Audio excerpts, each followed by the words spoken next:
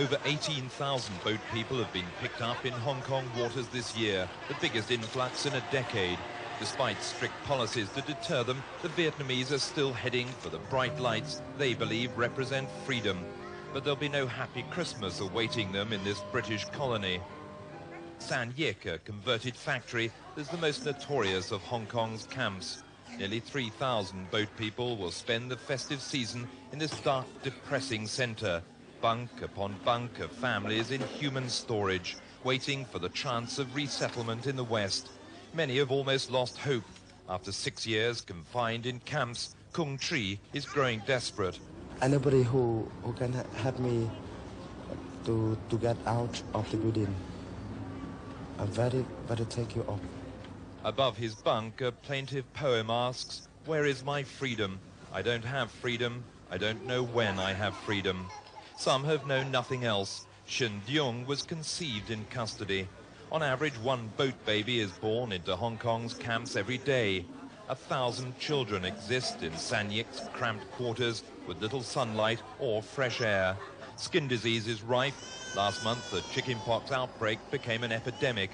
Everyone looks pale and listless. The Hong Kong authorities, swamped by the boat people, are struggling to improve conditions. Aid workers say resettlement countries, especially Britain, aren't doing enough to relieve Hong Kong's burden.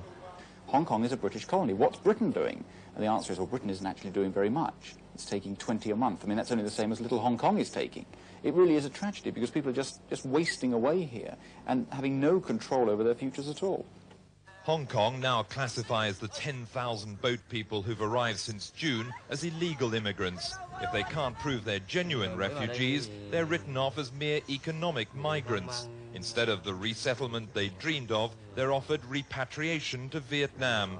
So far, 90% have failed the test. It's made clear to them that they will not be allowed to settle in Hong Kong and they will not be allowed to resettle overseas. They either stay in the camp or they go back to Vietnam.